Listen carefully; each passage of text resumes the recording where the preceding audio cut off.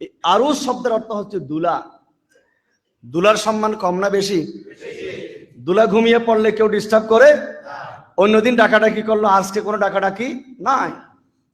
যে ব্যক্তি সন্ধ্যার উত্তর দিতে পারবে তাকে দুলার সাথে তুলনা দেওয়া হয়েছে, আরুস বলা হয়েছে। আরুস মানে দুলা। সেই আরুস শব্দ থেকে এসেছে ওরস।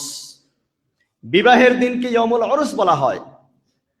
বিবাহের মাধ্যমে যেমন একজন আরেকজন সাথে মিলিত হয়, তাদের জীবনের শ্রেষ্ঠ মুহূর্ত, অনুরূপভাবে মৃত্যুর মাধ্যমে আল্লাহর বন্ধু যারা, আল্লাহর ওলি যারা, তাদের সাথে মহান আল্লাহর সাথে মিলন হয়, মহান আল্লাহর সান্নিধ্য তারা হাসিল করে।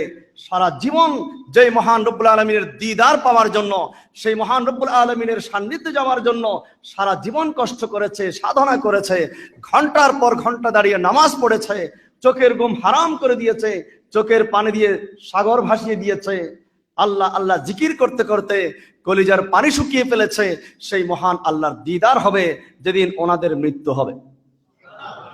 তাহলে মৃত্যুটা তাদের জন্য কি কষ্টের না খুশির? সেদিন কি বেদনার না আনন্দের? সেই আনন্দের দিনকে বলা হয় ইয়ামুল ওরস। এই জন্য আমরা আউলিয়া ইকরামের ওরস পালন করে থাকি। এই ওরসটা আমাদের অনেকের বুঝে আসতেছে না।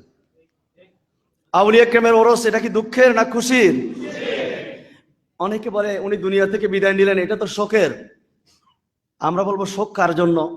শোক তো 3 দিনের পর জায়েজ না। মারা গেলে 3 দিন পর্যন্ত আপনি শোক পালন করবেন, 4র্থ দিন আর শোক পালন করার অনুমতি আমাদের ইসলাম ধর্মের মধ্যে নাই। আর কেন শোক পালন করব? উনি বিপদের মধ্যে থাকলেন, আমি দুঃখ প্রকাশ করব? উনি তো বিপদে নাই, উনি তো জান্নাতুল ফেরদাউসে, উনি তো মহান আল্লাহর সাথে মিলিত হয়ে গেছেন, উনি তো আমার নবীর দিদার লাভ করছেন, ওনার জীবনের শ্রেষ্ঠ মুহূর্ত। আমি কেন দুঃখ প্রকাশ করব? আমি কেন শোক প্রকাশ করব? আমি তো আনন্দ প্রকাশ করব। এই জন্য ওরস মাহফিল করা হয়, মানুষদেরকে খাওয়ানো হয়। আমার নবী ইরশাদ করেন, ইতআমুত তুআম মিনাল ঈমান।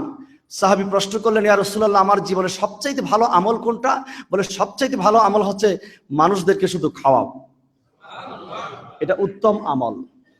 সেদিন মানুষদেরকে খাওয়ানো হয়, সেদিন জিকির আজকার করা হয়, সেদিন আউলিয়া ইকরামের জীবনী আলোচনা করা হয়। বলে, আউলিয়া ইকরামের জীবনী আলোচনা করলে কি লাভ? বলে, লাকাদ কানা ফি কাসাসিহিম ইবরাতুন লিউলিল আলবাব। তাদের কাহিনীর মধ্যে, তাদের জীবনীর মধ্যে জ্ঞানী ব্যক্তিদের জন্য অনেক শিক্ষণীয় বিষয় রয়েছে।